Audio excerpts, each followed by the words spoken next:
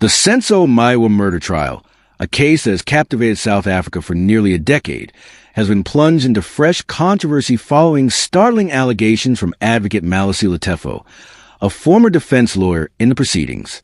According to multiple sources with intimate knowledge of the matter, Teffo allegedly informed music mogul Chicco Twala in a private discussion that the firearm used to kill Meyiwa was not only illegal, but also directly linked to Twala's own family.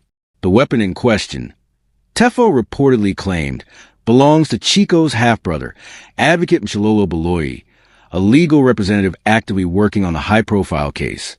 This bombshell revelation, if substantiated, could have far-reaching implications for the trial's integrity. ADV Baloyi, who has been a visible figure in court, now faces indirect allegations of involvement in the very crime he is helping prosecute. Legal experts warn that such a connection, should it be proven, could constitute a serious conflict of interest and potentially derail the proceedings.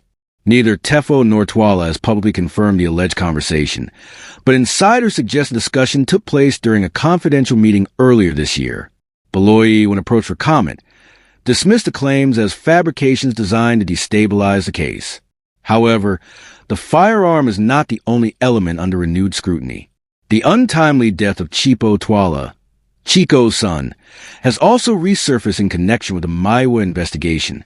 Chicco died in 2021 under circumstances officially classified as suicide, though lingering suspicions have persisted in some quarters. Now, sources claim that Teffo also suggested, without providing concrete evidence, that Chicco's death may be linked to the broader Meyiwa case. The nature of this alleged connection remains unclear, but the timing of these assertions has raised eyebrows, coming as the trial enters a pivotal phase with key witnesses set to testify. Chicco Twala, whose name has been intertwined with the Meyiwa saga due to his relationships with several individuals connected to the case, has remained uncharacteristically silent on the latest allegations. Those close to the matter say he is caught in an impossible position, balancing familial loyalty against the pressure for justice in one of South Africa's most scrutinized crimes. Meanwhile, legal analysts speculate that these developments could be part of a broader strategy to cast doubt on the prosecution's narrative, particularly as the defense prepares its final arguments. The National Prosecuting Authority, NPA, has yet to issue a detailed response, though a spokesperson confirmed that all allegations are being assessed for credibility and relevance. Independent legal observers caution that unverified claims risk further complicating a trial already beset by delays, conflicting testimonies, and allegations of evidence mishandling. With public interest at an all-time high, the judiciary faces mounting pressure to ensure transparency while safeguarding the trial from external interference. As the courtroom drama unfolds, the specter of unanswered questions looms large. Who truly owned the firearm used on that fateful night in 2014? Was Chicco Twala's death merely a tragic coincidence, or does it hold darker significance? And what role, if any, do the intricate family ties between the Twalas and Baloyi play in this labyrinthine case? For now, the wheels of justice continue to turn, but with each new revelation, the path to closure grows more convoluted. The Senzo Meyiwa trial, already a symbol of South Africa's struggles with unresolved high-profile crimes, now stands at another crossroads. Whether these latest allegations will lead to a breakthrough or further obfuscation remains uncertain. What is clear, however, is that nearly 10 years after Meyiwa's killing, the quest for truth remains as urgent and as elusive as ever. The Senzo Meyiwa murder trial has drawn in numerous high-profile figures over the years, but few have been as persistently involved or as controversial as music producer Chicco Twala. His connection to the case, which began under tragic and unexpected circumstances, has since evolved into a complex web of legal battles, public scrutiny, and personal vendettas. To understand why Twala remains a polarizing figure in the Meyiwa saga, one must examine how he became entangled in the case, the actions he has taken since, and the reasons behind the relentless online attacks against him. Chicco Twala's involvement in the Meyiwa case dates back to the very night of the shooting, October 26, 2014. The former Bafana captain was killed in what was initially described as a botched robbery at the Vosloorus home of Twala's then-partner, singer Kelly Khumalo, who was dating Meyiwa at the time. However, As investigations unfolded, Twala found himself pulled deeper into the case, not just as a peripheral figure, but as someone with potential knowledge of critical details. His proximity to key individuals, including his son Longwe Twala, who was present during the shooting, and Khumalo, made him a person of interest in the eyes of both law enforcement and the public. But it was Twala's later actions that cemented his controversial role in the case. In 2020, he made headlines when he publicly accused the South African Police Service, SAPS, of mishandling evidence and shielding certain individuals from prosecution. His vocal stance, particularly his insinuations that influential figures were being protected, earned him both praise and backlash. Some saw him as a truth seeker pushing for justice, while others accused him of muddying the waters to deflect attention from his own family's possible involvement. This division was further exacerbated when he filed a lawsuit against Police Minister Becky Seal, demanding answers about the investigation's delays. The online attacks against Twala stem from multiple factors. For one, his shifting statements over the years have led to accusations of inconsistency. At times, he has appeared to support Kelly Khumalo's version of events, while at other moments, he has suggested she knows more than she admits. This perceived vacillation has made him a target for Meyiwa supporters, who view him as unreliable. Additionally, his son Longwe's presence in the house that night, and his initial refusal to cooperate fully with investigators, has fueled speculation about the Twala family's role. Social media users, particularly those aligned with the Justice for Senzo movement, have relentlessly criticized Chicco, accusing him of everything from obstruction to outright complicity. Yet, despite the backlash, Twala has maintained a fierce interest in the trial's outcome.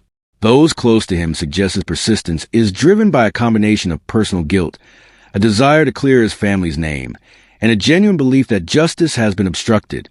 His legal battles, including attempt to access confidential police dockets, indicate a man determined to uncover what he sees as hidden truths.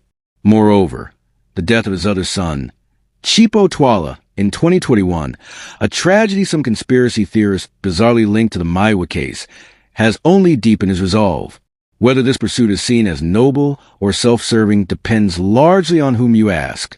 As the trial progresses, Chicco Twala remains an enigmatic and divisive figure. To some, he is a grieving father and frustrated advocate for transparency. To others, he is a manipulative distraction in a case that needs fewer opinions and more hard evidence. What is undeniable, however, is that his presence, whether in courtrooms, on social media, or in news headlines, ensures that the Senzo Meyiwa case remains as much about the living as it is about the deceased. And until the final gavel falls, Twala's name is likely to stay etched in this unfolding drama. Chicco Twala's involvement in the Senzo Meyiwa case stems from his personal connections to the night of the murder, having been the partner of Kelly Khumalo, in whose home the shooting occurred, and the father of Longwe Twala, a witness present during the incident. His initial role as a peripheral figure quickly escalated as investigations dragged on, with Twala publicly criticizing police handling of the case and even taking legal action against authorities for perceived delays and mishandling. This assertive stance positioned him as both a vocal advocate for justice and a lightning rod for controversy, drawing intense scrutiny from those following the high-profile trial. The online backlash against Twala has been fueled by his shifting statements over the years, with critics accusing him of inconsistency and even obstruction. His son Longwe's initial reluctance to cooperate with investigators further deepened public skepticism, leading to widespread speculation about the Twala family's potential involvement or knowledge of undisclosed details. Social media campaigns, particularly from Meyiwa's most ardent supporters, have relentlessly targeted Chicco, framing him as either a calculated distraction or an active participant in obscuring the truth. Yet, despite the hostility, Twala has remained undeterred, continuing to push for transparency through legal channels and public statements. Twala's enduring interest in the case appears driven by a mix of personal and principled motives, including a desire to protect his family's reputation and a belief that key truths remain buried. The tragic death of his other son, Chicco, in 2021, though officially ruled a suicide, added another layer of grief and suspicion, with some unfounded theories linking it to the Meyiwa case. Whether seen as a grieving father seeking closure or a controversial figure with his own agenda, Twala's persistence ensures his name remains intertwined with the trial's unfolding narrative. As the legal proceedings inch forward, Twala's role continues to polarize public opinion. Supporters view him as a rare figure challenging systemic failures in the investigation, while detractors see his actions as self-serving diversions. The truth, as always in this labyrinthine case, remains elusive, but Twala's presence guarantees that questions about accountability and transparency stay at the forefront. His story reflects the broader complexities of a trial that has become as much about the living as the deceased. Nearly a decade after Senzo Meyiwa's life was cut short, the pursuit of justice remains entangled in a web of personal vendettas, institutional failures, and unrelenting public scrutiny. Chicco Twala's journey through the saga, marked by grief, defiance, and controversy, mirrors the case itself. Unresolved, deeply contested, and resistant to easy answers. Whether history will remember him as a truth seeker or an obstacle may depend on what the trial ultimately reveals. But one thing is certain: as long as the Meyiwa case endures, so too will the debates over who bears responsibility, who deserves vindication, and who, if anyone, can finally bring this painful chapter to a close. The courtroom may yet deliver a verdict, but the court of public opinion, it seems, remains perpetually in session.